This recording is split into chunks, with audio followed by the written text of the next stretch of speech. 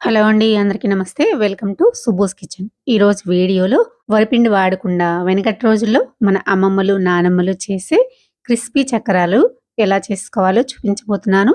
తప్పకుండా మీరు కూడా ఒకసారి ఇలా ట్రై చేయండి. చాలా బావుంటాయి. ఎక్కువ రోజులు నిల్వ కూడా ఉంటాయి. చాలా క్రిస్పీగా కూడా వస్తాయండి. తప్పకుండా ట్రై చేసి మీకెలా వచ్చాయో కామెంట్ చేయండి. నా వీడియో అయితే చివరి వరకు చూసి వీడియోకి ఒక లైక్ చేయండి. ముందుగా అయితే ఒక గిన్నె తీసుకొని ఇందులోకి వరిపిండిని కాకుండా ఈ పిండిని తీసుకున్నానండి.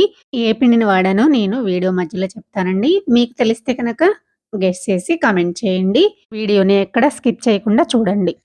ముందుగా తీసుకున్న పిండి ఏ క్వాంటిటీలో తీసుకున్నామో అదే క్వాంటిటీలో 2 కప్పుల శనగపిండిని వేసేసుకొని 2 పిండిలు బాగా కలిసిపోయేలాగా ఇలా ఒకసారి కలిపేసుకున్న తర్వాత ఇందులోకి తగినంత సాల్టు, అలానే తగినంత కారము, 1 టేబుల్ స్పూన్ వాము ఇలా చేతిలో వేసుకొని ఇలాగా క్రష్ చేసి వేసేసుకోండి. వేసుకున్న తర్వాత మళ్ళా ఒకసారి పిండిలో అన్ని బాగా కలిసిపోయేలాగా కలిపేసుకొని మీరు ఉప్పు, కారం సరిపోయిందో లేదో ఒకసారి చెక్ చేసుకోండి. అలానే 1 టేబుల్ స్పూన్ నువ్వులు వేసుకున్నానండి. నువ్వులు మీకు నచ్చితే వేసుకోండి, లేదంటే స్కిప్ చేయండి. ఇలా నువ్వులు వేసుకొని ఒకసారి కలిపేసుకున్న తర్వాత కొంచెం కొంచెం వాటర్ వేసుకుంటూ ఇలా బాగా ముద్దలాగా అయ్యేంత వరకు కలుపుకోవాలండి. పిండి కన్సిస్టెన్సీ కొంచెం ఇలా చపాతీ పిండిలాగా ఉండాలన్నమాట. ఇప్పుడు మూత పెట్టేసి పక్కన పెట్టేసుకుందాము. నేనైతే చిన్న చక్రాలు చేసుకుంటున్నాను కాబట్టి ఇలా 3 హోల్స్ ఉన్న ప్లేట్‌ని తీసుకున్నాను. మీరు పెద్ద చక్రాలు చేసుకోవాలనుకుంటే గనక ఇలాంటి ప్లేట్‌ని పెట్టుకొనైనా చేసేసుకోవచ్చు. ఇప్పుడు చక్రాల గిద్దెల్లో లోపల ఆయిల్ అప్లై చేసేసుకొని ఇలా కొంచెం కొంచెం పిండిని తీసుకుంటూ లోపల గొట్టంలోకి పెట్టేసేసుకోండి. ఈ విధంగా పెట్టేసుకున్న తర్వాత ఒక కవర్ తీసేసుకొని ఇలా చిన్న చిన్న చక్రాలు చేసేసుకోండి. మీరు పెద్ద చక్రం అయితే డైరెక్ట్‌గా నూనెలో కూడా వేసేసుకోవచ్చు. చూసారు కదా!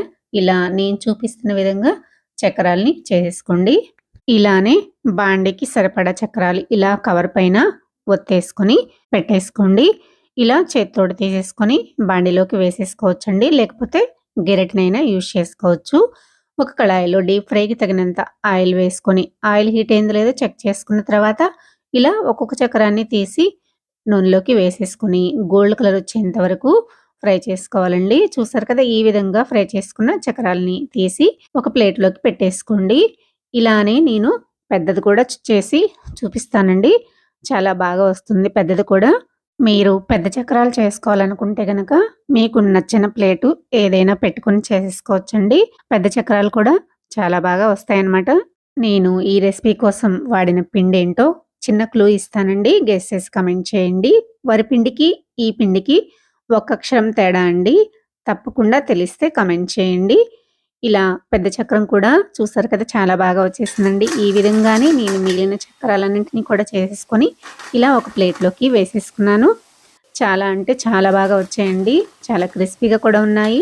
ఎక్కువ రోజులు నిల్వ కూడా ఉంటాయి. తప్పకుండా ట్రై చేసి కామెంట్ చేయండి. నా వీడియో నచ్చినట్లయితే లైక్ చేసి సబ్స్క్రైబ్ చేసుకోండి. షేర్ చేయండి. మరో మంచి వీడియోతో మళ్ళీ కలుద్దాం. Thanks for watching.